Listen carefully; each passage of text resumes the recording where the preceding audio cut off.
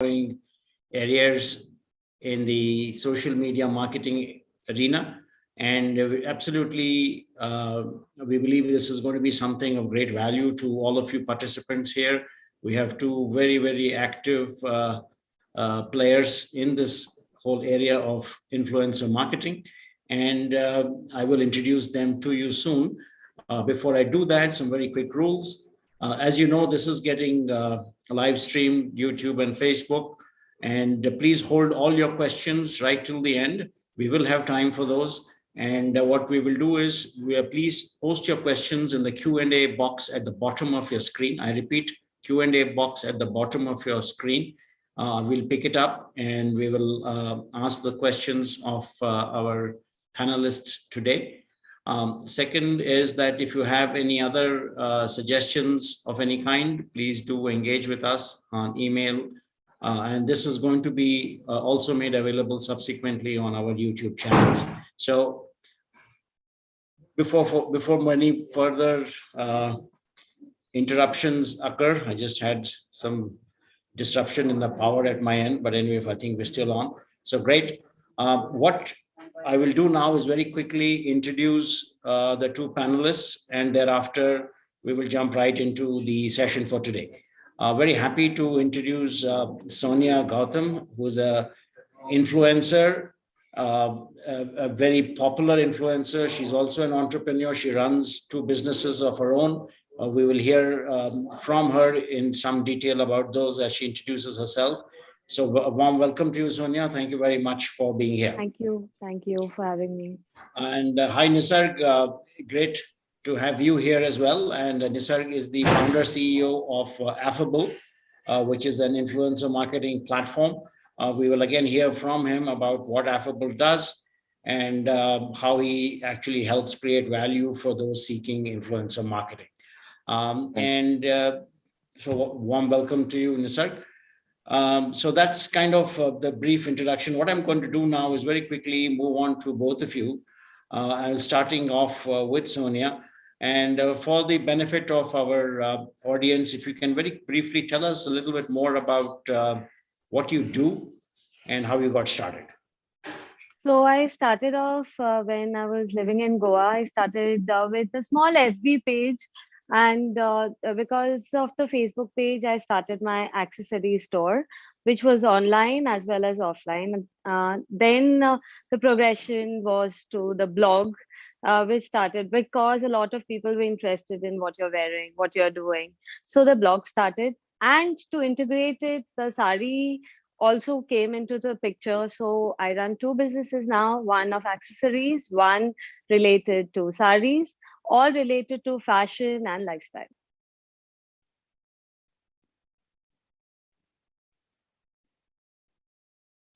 Hello, sorry. Yeah.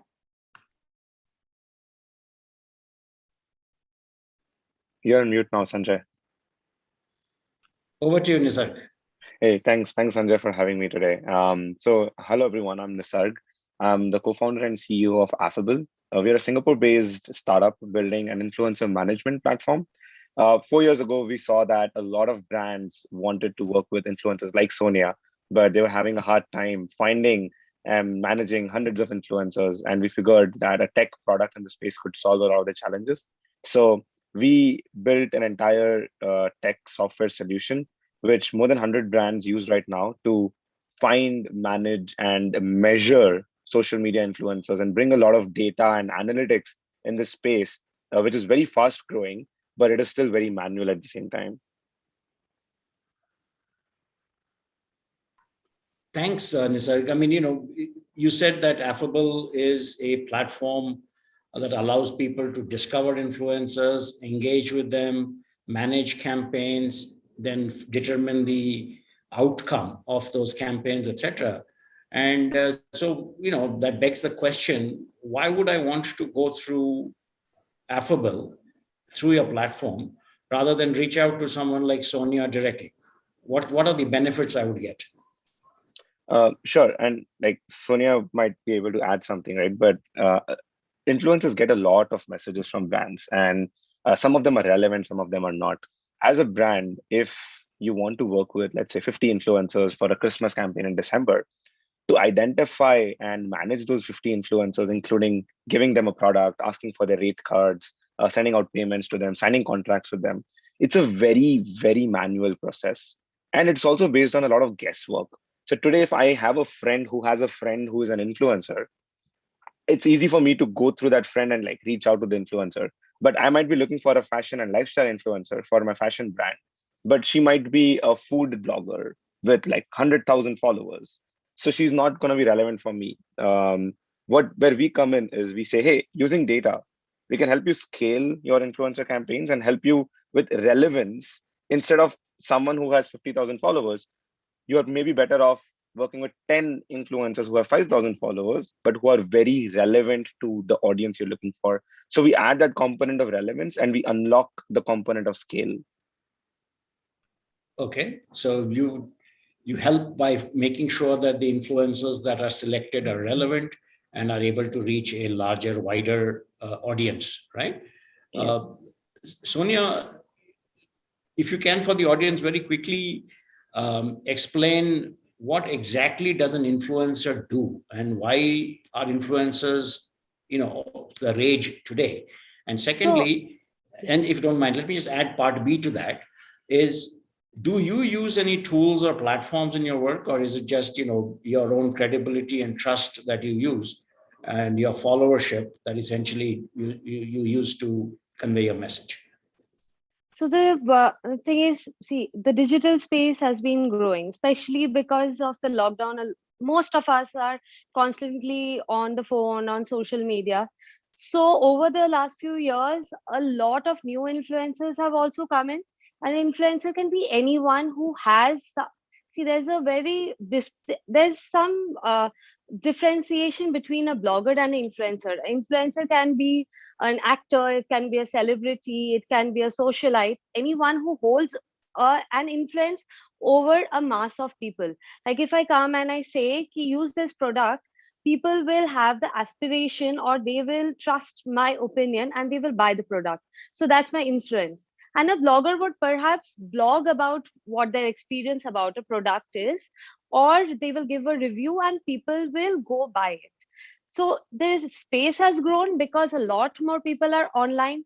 Even my mother is online now. People of all ages are online. Even the children are online these days. So the digital space has, of course, blown up over the last 2 years, which makes the influencers very crucial, and a lot of companies have been investing in it. Also, because a lot of small businesses have come in, that are homegrown, they are getting into the business and they're growing with the help of influencers. As per tools, you have to use various kind of tools. If you want to edit pictures, you need a tool. If you want to schedule a post, you use a tool. If you want to you need to understand that analytics is important in every role. So say an alcohol company wants to see uh, want influencers for a campaign, they will want a certain age group from a certain sector. So it is very important for me to understand that what age group, what category am I catering to, and what is my strength, and play by it. So I would say that every influencer or every person who is in the digital space should make use of tools depending on what you need it for and how much you are willing to invest in it also, because not all tools and not all platforms are free of cost. Got it. Got it. And therefore, if you were to, so let's say, so platforms like Affable, for example, right? They certainly help clients figure out who are the right set of influencers and reach out to them and make sure that the campaigns run and the outcome, etc. Now, so what would your advice be to a entrepreneur with regard to with regard to the background information or knowledge that they need to have before they start engaging with an influencer? Number one. Number two, how do they determine who's the appropriate influencer for them?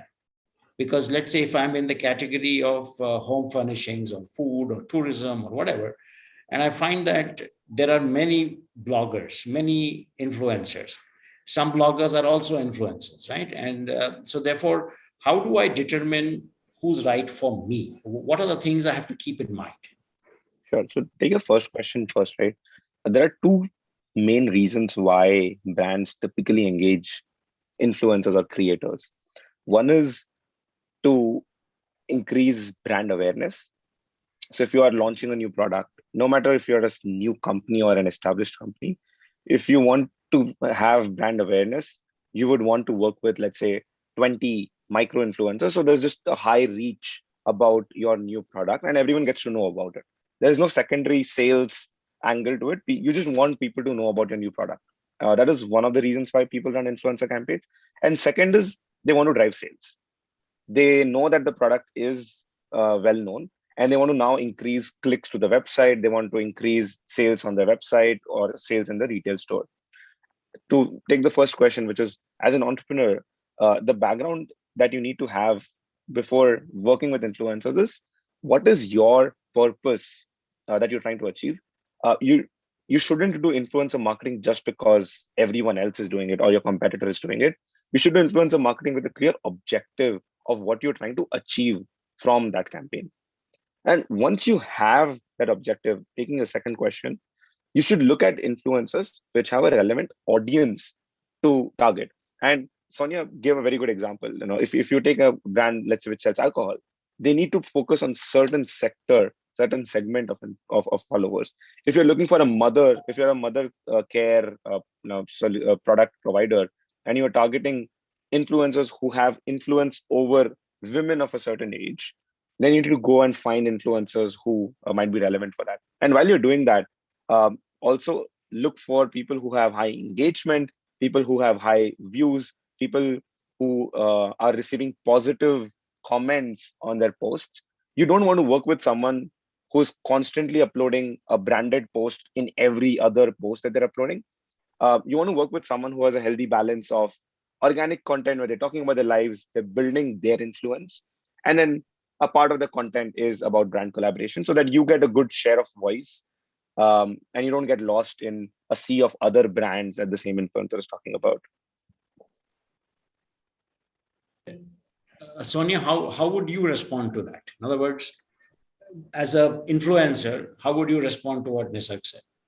So now, personally, I would say because I've started two small home run businesses, personally, I feel that you should start from the word go.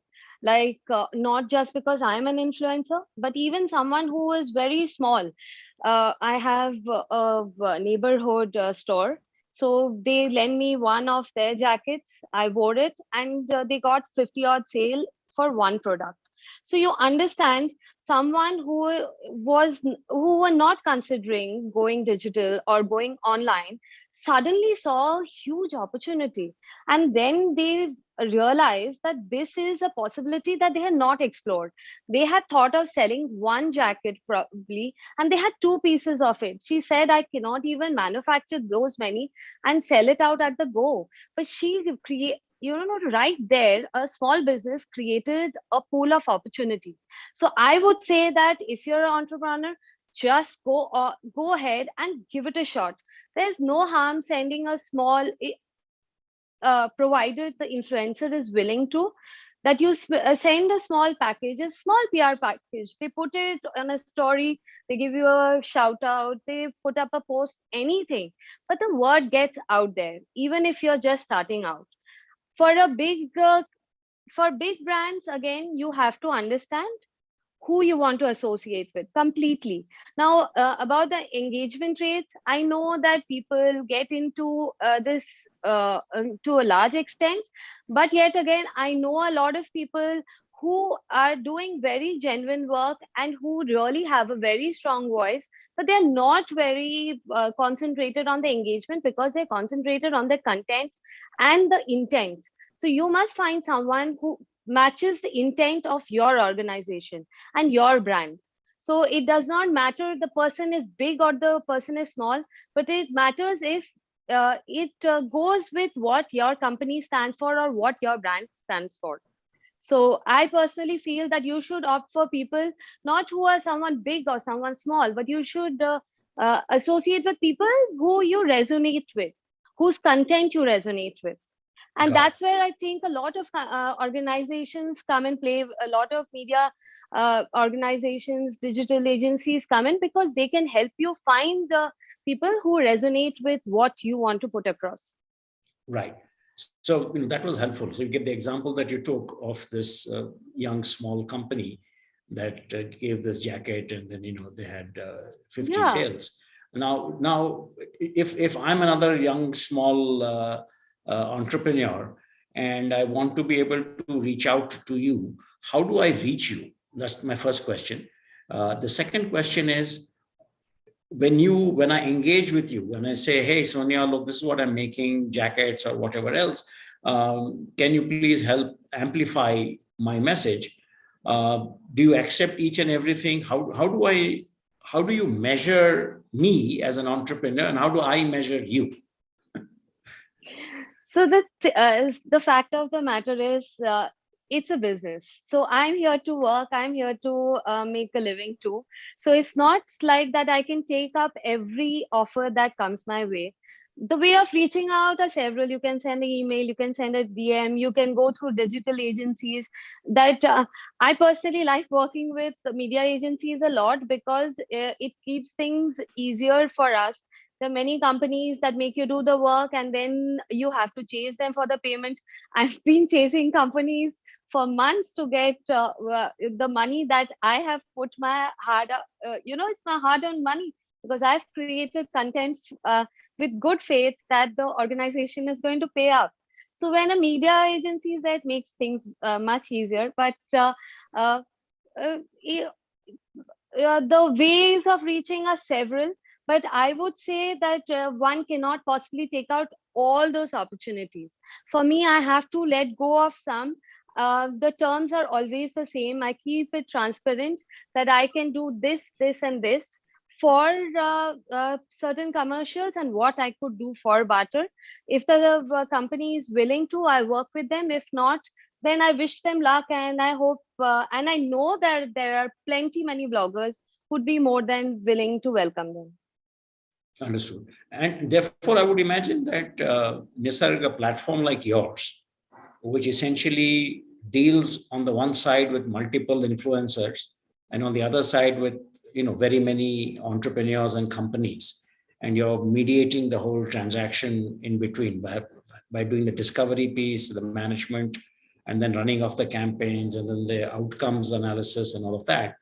How do you ensure that the influencers that you work with are matching that of the expectations of the entrepreneur and client? In other words, while I may say that I'm looking for people of this kind, do you add value to that by saying, look, we don't think this is your right audience? Or is it that whatever the entrepreneur or company says, you just respond to that?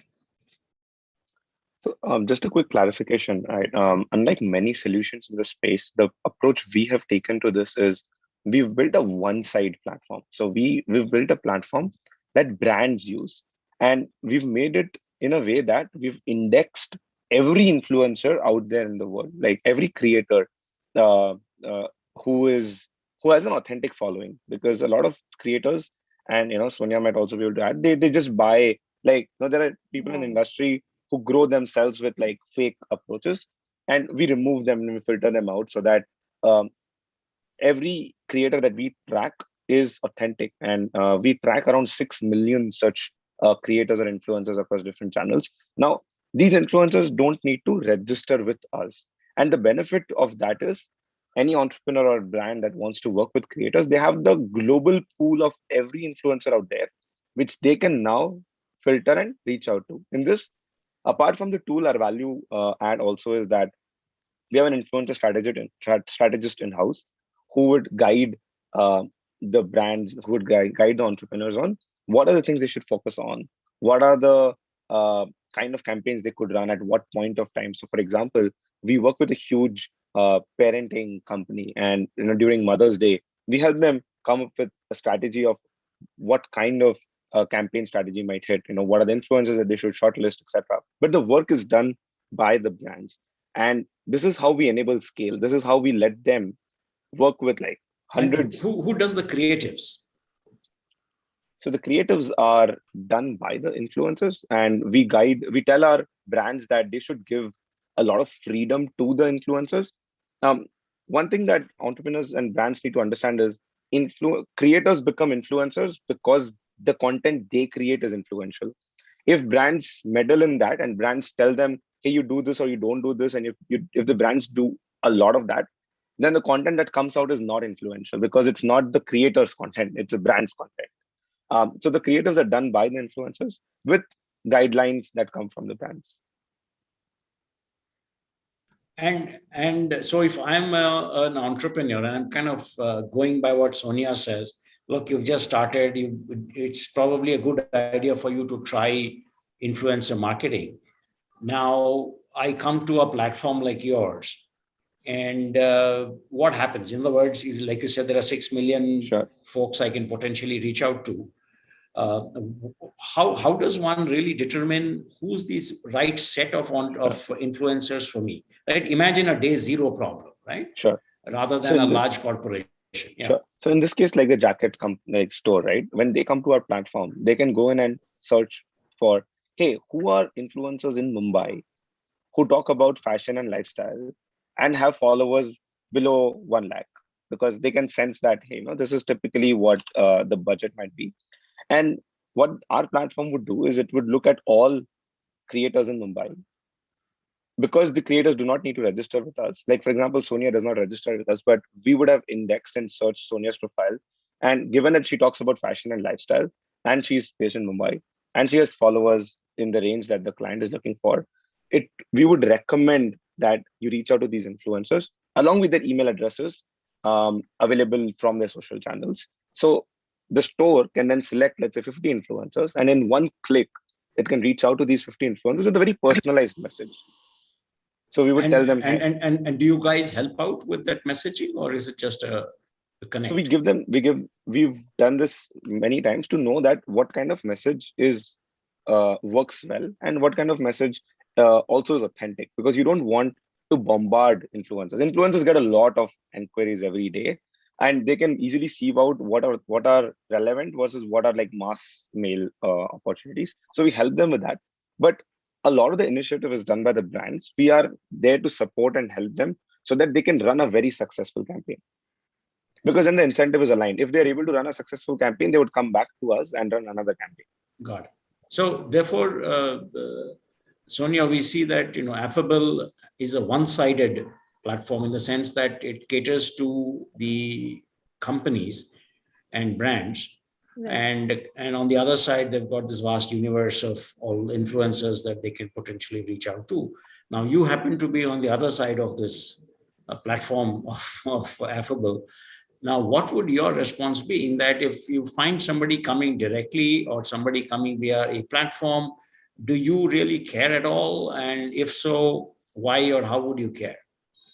If somebody approaches you directly, let's say. No, so there are, when I started off, I would receive a lot of random DMs. I would receive a lot of emails. But now it is very hard for someone who's just starting off, even as an influencer, to understand what is a spam, what you should engage in, who would you really like to associate with. So when it comes through a channel, it makes it slightly more easier, because you don't have to, that the payment cycle is going to be sorted. You don't have to worry about that aspect of it. You are mostly just creating. And once you are creating and once you have given the insights, you know that your part of the job is done. And then the rest is handled by the media company. So now when you're working directly with a brand, then what happens is they give you, you would be sending what you create, you will be getting the guidelines from them, you would be sending them the content for approval, you would be working on it yourself. So it is all on your shoulder pretty much. Even for the payment, you would be chasing them. So then it comes upon you. I personally really like working with digital media companies because I think it makes it quite easy for me, because I have several other things. So often it gets very frustrating when you have to think that the chase is never ending. So I quite like having a partner along. Many times I've had the person I'm working with come home and literally help me with the shoot, and for big campaigns, because they've not worked with too many people, and they have said, okay, we'll just come and we'll help you with the setup and help you visualize what the brand is looking at. And that's great, because most of my stuff I do it alone, or my husband just helps me out. And it's always great that someone is willing to help you out that way. And really, there are some really good companies that are willing to go that extra mile to make you also feel comfortable to work with them. So yeah. Got it. Now, what are, I mean, this, the next question is about a set of guidelines for different kinds of entrepreneurs. What would you suggest? And we'll start off with you, Sonia. What would you suggest to entrepreneurs who are in different categories of businesses? Whether it was food, it's beverages, it could be tourism, it could be fashion, it could be health, whatever. What kinds of channels should they look at? Whether it's a Facebook channel, or it's an Insta channel, or is it Twitter, YouTube, whatever. How does one, as an entrepreneur, if I'm an entrepreneur, what advice would you give me and say, you know what, you're this kind of a company in this sector, you should probably be looking at these kinds of channels for the best outcome. What would you say to that? Now, I always think it's also got to do a lot with I derive most of my sales from Facebook, vis-a-vis Instagram. Although I know that a lot of people are making money through Instagram, but so it depends on your what is your strong point, or where you think that you have the most connect.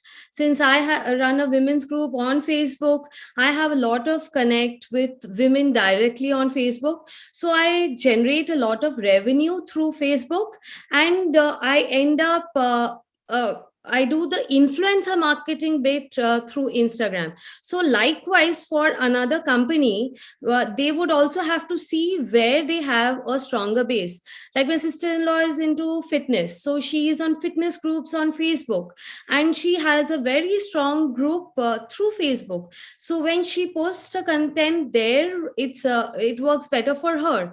So likewise, the company needs to see that where is their strength, where lies their strength. I've always believed that you need to understand what your strength is, and that is generally Instagram is more impersonal, I feel, and Facebook, I've always felt that it's more on the personal, because you tend to know more people personally. So you need to see what is your strength and what you want your business to achieve. The goal is very important, and likewise you have to go about it.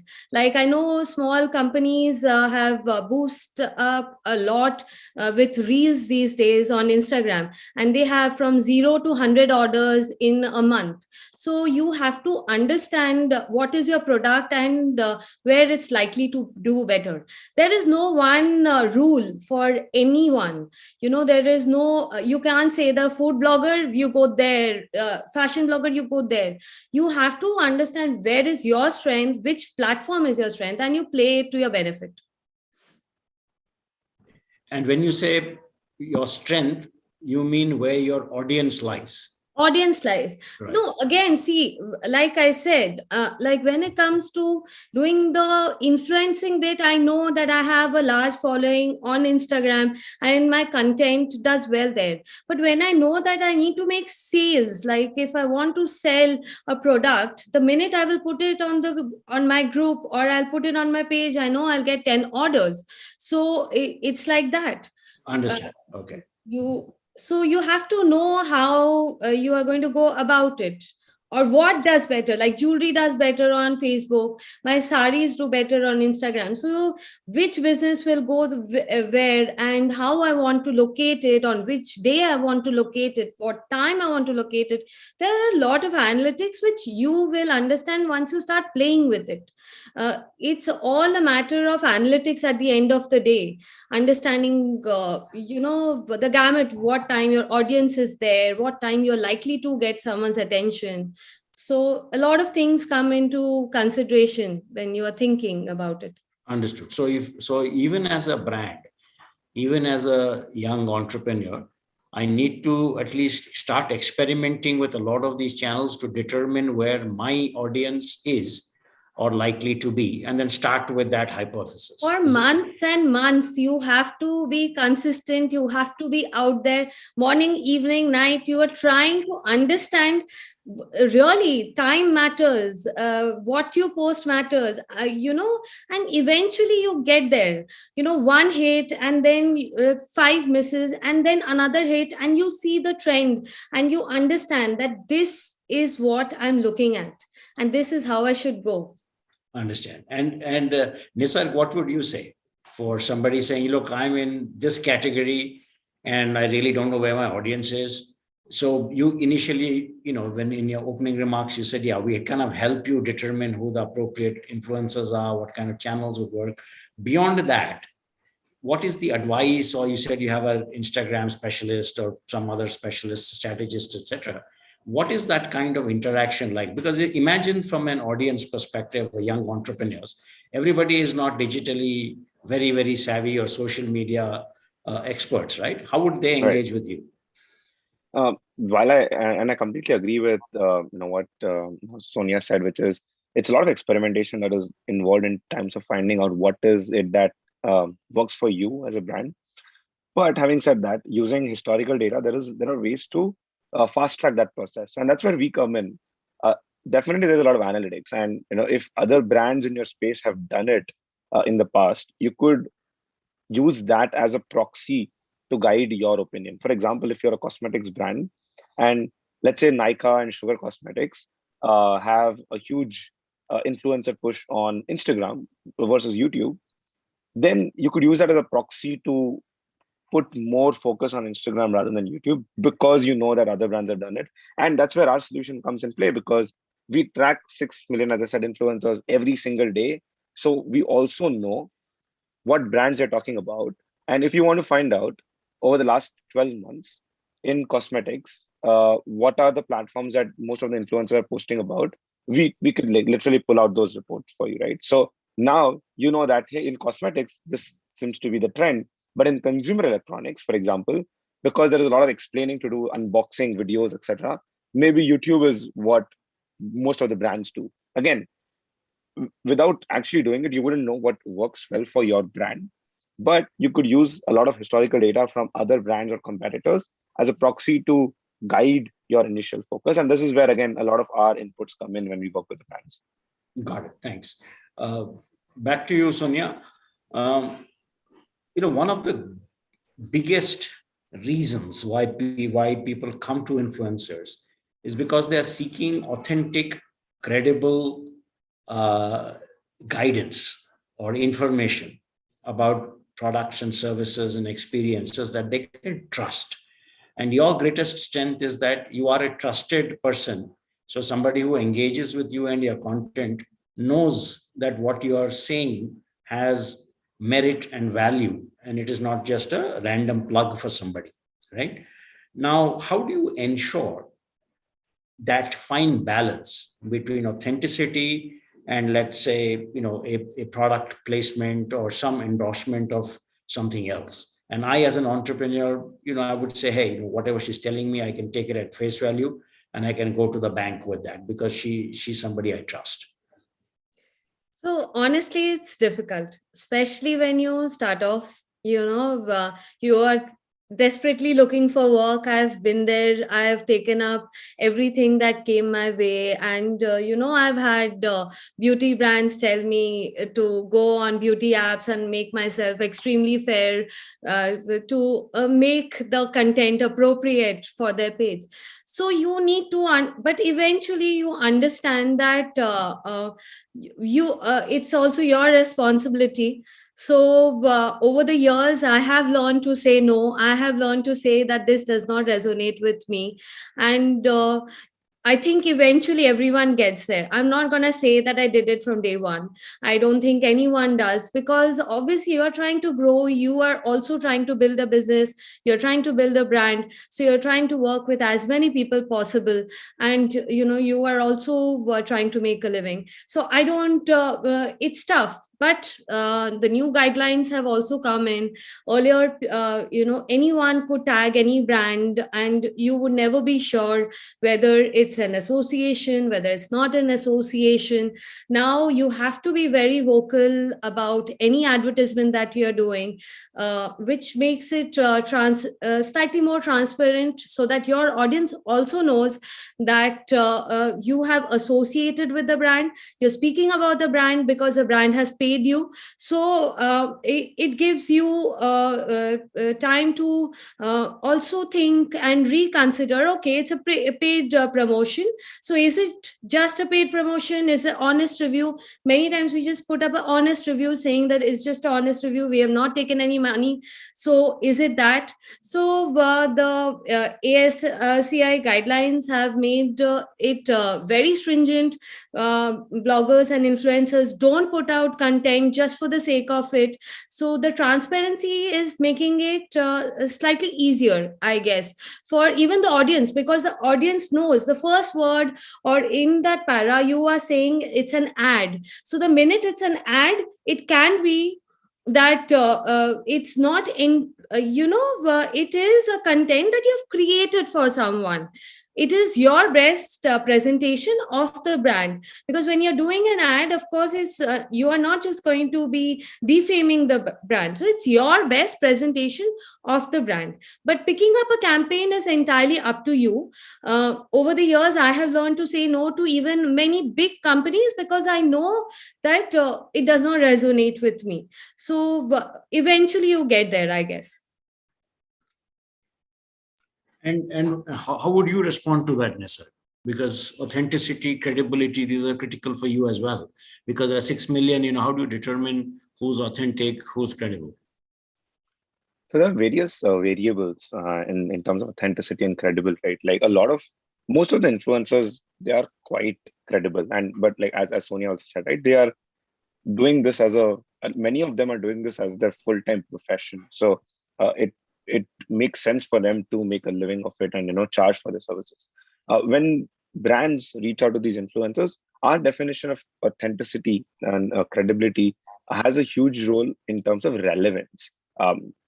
Yes, real and fake followers matter, and we do all the filtering beforehand. So when we say 6 million influencers, these are influencers who have real followers, at least above a threshold, because there's a lot of bot traffic that you cannot really control. Like even if I don't go and buy followers, there will be some followers who are bot traffic that will end up following me just for them to look authentic, right? So we know what that is, and we remove that. And after doing all our algorithmic filtering, we know that 6 million influencers today exist which have authentic following, where they have not purchased followers.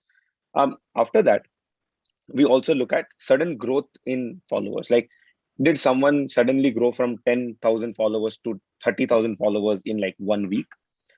If they did, it doesn't mean they're inauthentic, because you might be on you might win an award, or you might be on a big commercial, and it is natural for you to grow. But we would then analyze that growth. Is this growth something shady in that growth or not, right? Another thing that we look at is how frequently is an influencer talking about brands. If 100% of the content in the last 3 months is branded, then we would rank them lower in terms of authenticity. When we give the search result, we will still show them in the search results, but the rank will be lower, because our system determines that this is an influencer who just talks about any and every other brand that they get. It is very important for influencers to have authentic organic content as well. So that goes out. And the other thing we look at is how actively are they posting. If a content creator is posting, let's say once in 3 months and has 100,000 followers, for a brand, that might not actually be a very good influencer to work with, because you want someone who's active, who's constantly engaging. If they're getting comments, are they replying to those comments or not? Are they getting comments which are about, hey, where do I buy this jacket? Or are they getting comments like, hey, you're such a salesy, you keep selling jackets all the time? There is a distinction between the kind of feedback that the influencers get, and we would analyze that and add that to the score of authenticity for each influencer. Got it. Okay. So that's a interesting thing, because that's one of the, I think, the core factors that determine, growth of the influencer as well as of platforms such as yours.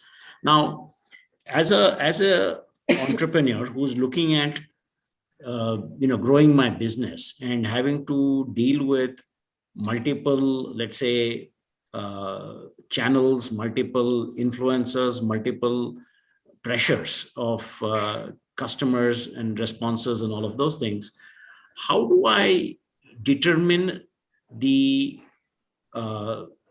quote unquote success of my engagement with an influencer? For example, let's say if I'm not doing, one clear metric is obviously my sales is going up, right? So that is one clear thing.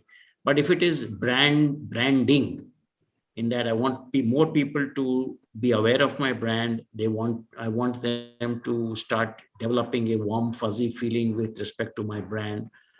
How would you encourage people to think about that? What are the 3, 4, 5 things they need to worry about if they have to look at that? Second is, I'm growing my community, right? And I want to engage with my community.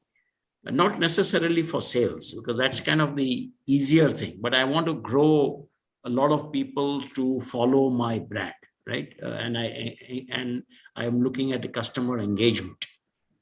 What are some of the things that I, as a brand, a small young brand, if I were to approach you, Sonia, what would you tell me?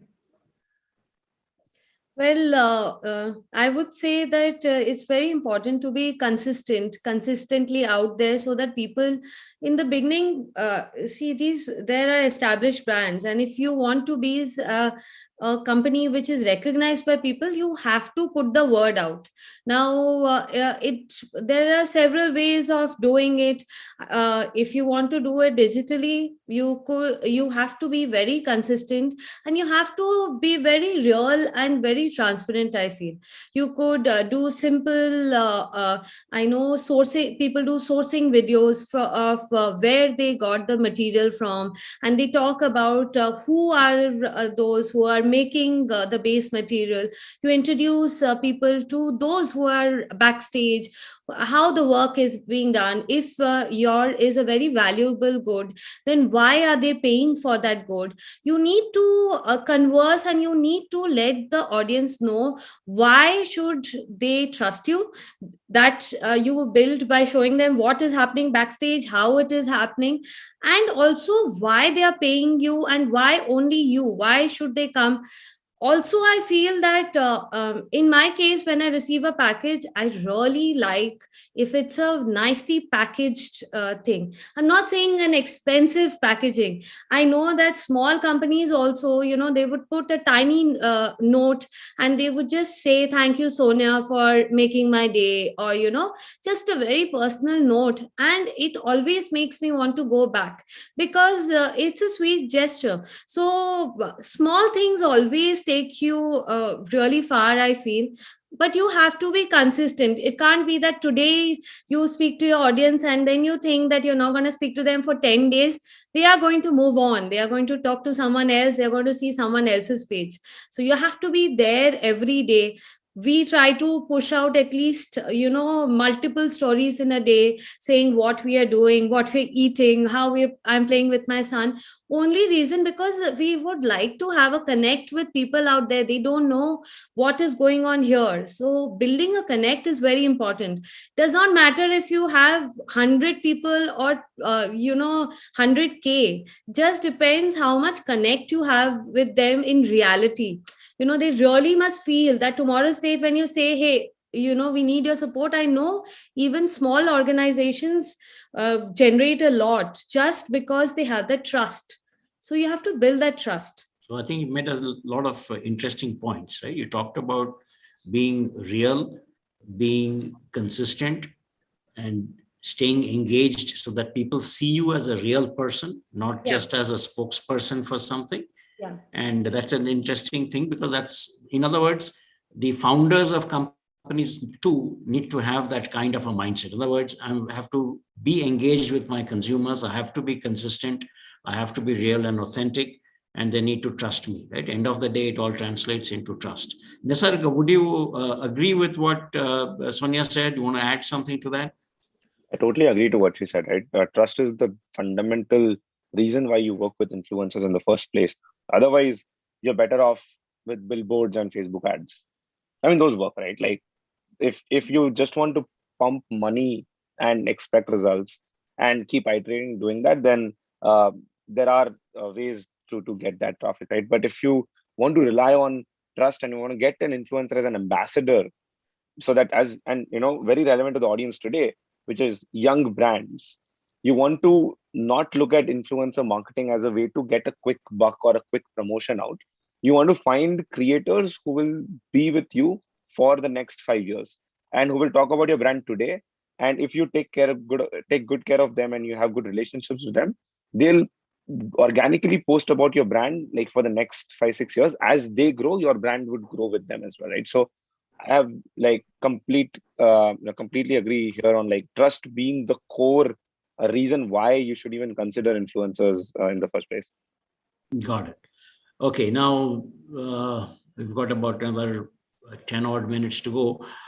Now let's move on over to some of the questions that have come in from the participants, the attendees here. I'll take the question first from Ameya Vartak, who asks, for a small brand of fresh fruits that is a seasonal product, limited budget, would influencers work? If so, what kind of budgeting should I think of? Should I be thinking in terms of tens of thousands, lakhs? Should I have a team of influencers? And secondly, how do I select influencers with specific influence in a geography or a city? And how do I find that out? Is something like an Affable helpful there? And so on. So we'll start with Sonia and then move on to Nisarg. So I have incidentally worked with such a company. We were living in Mumbai at that point of time, and it was a Powai-based grocery store. So they were supplying to that particular region.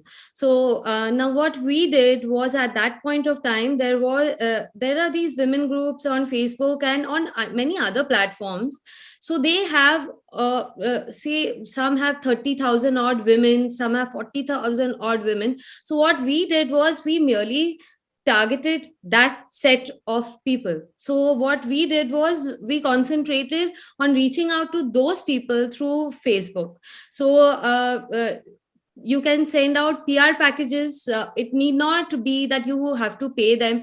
There are many of these people who are simple housewives who are on these groups, and who can just simply put up a post saying, I received this fresh basket, and it was really nice of them, and it was really fresh product and organically grown. And just by the word of mouth, the business grows. So you could do that. If you want to work with influencers, I know many influencers who would work for barter also, who would not charge you anything. You just send them a nice looking, cute looking PR package which is personalized for them, and they'll be happy enough to put up whatever they are willing to deliver. Maybe a story, maybe a post. It is up to them if they are willing to do what. But it depends on you and what your budget is. You have to see whether you think that it's going to value add to you. The returns should be considerate. You should. Okay, Nisarg. Yeah. Any brand should be able to work with influencers, no matter how small or seasonal it is. Fresh fruits is something that everyone would buy. So your target audience is literally everyone out there. What that then means is you're looking for influencers who have a good, engaging audience, and also kind of ties to the second part, which is city. Now, you can ask influencers if they have data about their followers' locations. I know a lot of influencers are open to sharing it, because why not? A lot of influencers are not open to sharing it as well. because why should they? So there's like two schools of thought there. We take a very transparent approach to this. We try to infer what an audience location of a given influencer is based on where are the followers posting, what city they are tagging in their content, etc. So with a very high accuracy, we are able to give you an estimate of where are the followers of a given influencer based at, which most of our brands use as a way to guide which influencers to work with. In terms of budget, as Sonia also mentioned, a lot of influencers are willing to post in for a barter, which means that you give them a product, they would post about it, but you cannot expect them to do, let's say, 2 posts, 3 videos, etc. If it's a barter, you give them the product. If you are nice to them, they might post about you. They might, if they really like it, they might post it 5 times in a day. And if they don't like it, they're still not obliged to post about it. So you need to go in with that understanding that you're giving them a product, and they might most likely post about it, but they're not obliged to. If they're busy, they're out of town, they're not going to go out of their way to post about it. We, in terms of budget, also help in the sense that we've done a survey of around 10,000 influencers in each market.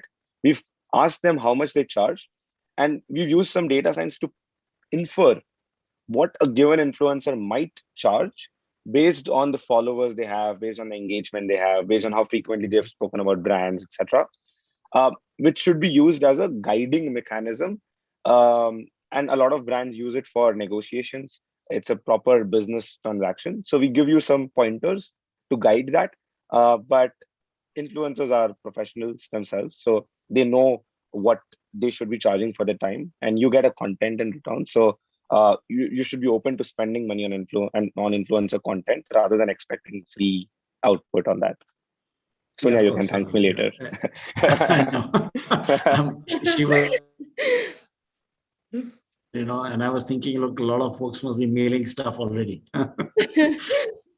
Okay, a question from Puneet Agarwal. He says, like Sonia said, there are many influencers who showcase products, many for the heck of it, right? Somehow that they don't engage with the product. How does one eliminate that kind of noise? Is it only over time, or is there some filtering process up ahead that I can use? No, I think companies like Nisargs come in because they help you filter and they help you understand that who are authentic. And see, as he said, all of us, we know our analytics. We know which region we are target audiences. We know what age category our target audience is in.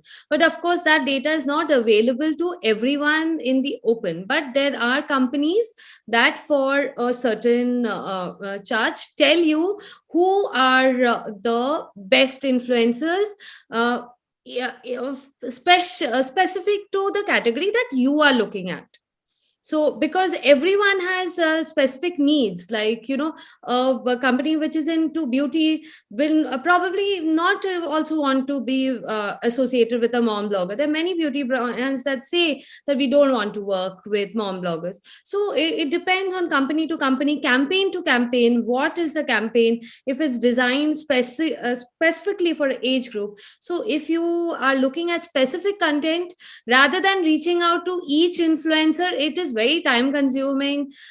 I think there are many companies out there that help you. Otherwise, you can invest some of your time, and you do get a feel of it. Once you have been through a lot of content, you start understanding who is actually authentic and who is doing what right in which sector. But that means that you would have to invest your own personal time if you're not taking external help, is what I feel personally if I was a company. Okay, got it. Question from Muzammil Syed. He has 2 questions. One question I think we have already talked about. The question was, what factors do we look at when choosing influencers? So I think we've covered that in the earlier part of this conversation. Second question is kind of also something we talked about, but I'll just float it there and you can, very quickly respond. Why is reaching out to an influencer important rather than, say, having an ambassador of the brand? Is there any real difference? Sonia? Now, again, it gives you there are various kinds of influencers and bloggers. So there are influencers who are just starting out, who have a small number of followers, but they have very high engagement. They are they engage with their audience very actively. There are bloggers who are bigger, who do not get time to engage with their audience. So you can choose. When you have one ambassador, you have that one person. But here, what you can do is you can work with many small bloggers. If you feel that you want more engagement and you want people who are very connected to their audience, you select 20 small bloggers, or you go for two big bloggers. So it gives you that flexibility, or you can have a mix of all. So it gives you a lot of flexibility, and you get to reach a far bigger fan base and audience, a lot from each influencer or from each blogger, because we Got it. influence different kind of people. Sure. So it's like that. And okay, now last question, I think, and this is for Nisarg. I'll direct this to Nisarg.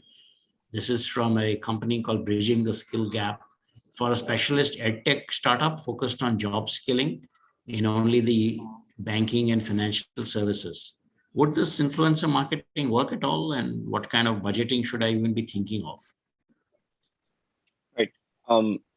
We see a lot of influencers talk about edtech startup focused. For example, like I'm big into chess, and I follow Indian Grandmaster Vidit Gujarati, and he talks a lot about an academy and like similar edtech tools and services. There are a lot of YouTubers who talk about different upskilling startups, banking, financial services, or like sports, games, etc. So it does work. Whether it works for your specific company or not is something we'll have to do some kind of an experimentation to find out. And obviously, if you want to run an experiment, it's pilot. You run it for, let's say, 3 months. You engage 10 influencers, 5 on YouTube, 5 on Instagram, or maybe a couple of them on Facebook, to try and understand what is working well for you. Try to measure what are the effective channels and what is not, and then reiterate on it.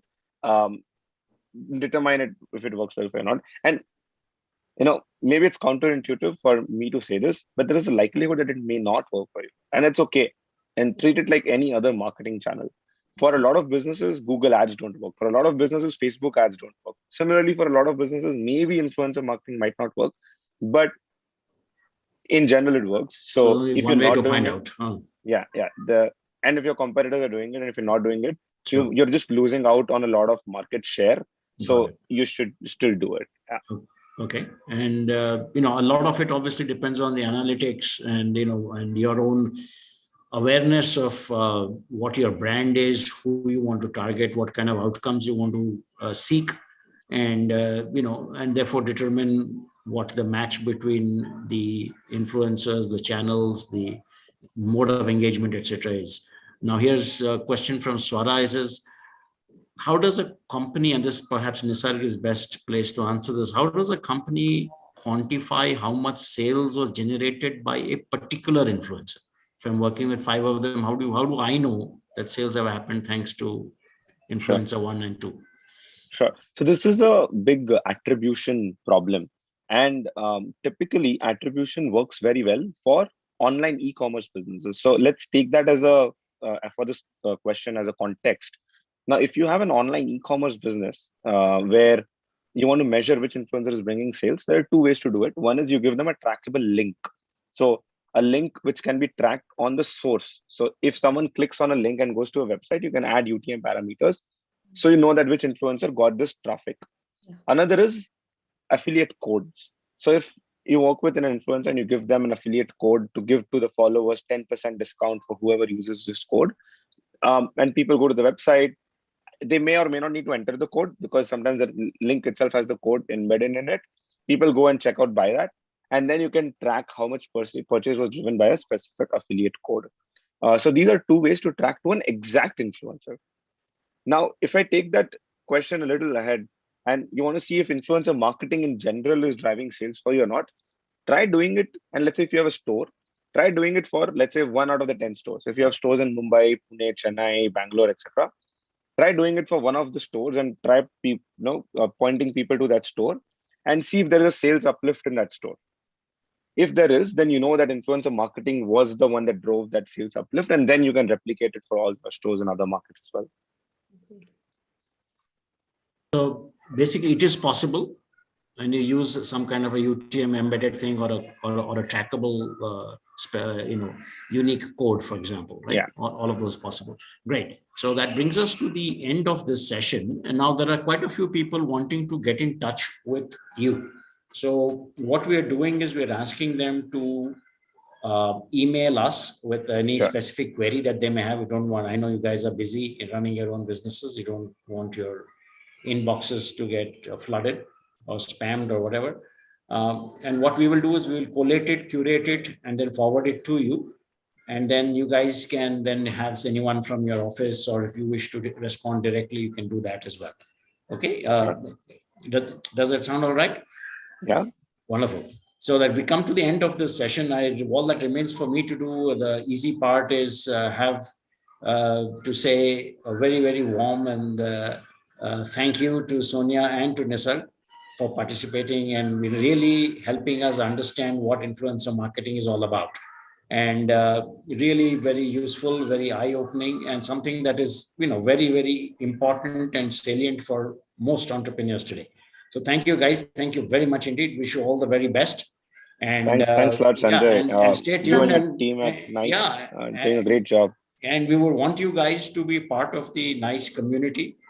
And as we are going ahead, trying to build this large ecosystem of cultural entrepreneurs, is a brand new initiative, a new effort. We are a not-for-profit.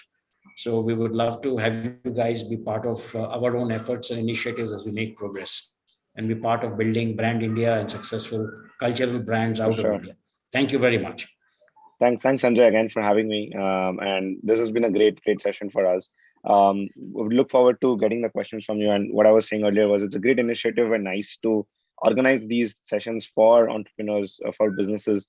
I know a lot of businesses who struggle with different kinds of marketing and different ways of going out in the world. So having a platform like NICE is definitely something which is very useful for different entrepreneurs in the space. So appreciate you doing effort in this. Totally. Thank you. Thanks a lot. And we'd love to have you guys along with us on this ride. Thanks, Sonia. Thanks, everyone. Thank you very much. Have a good day. Bye. Bye.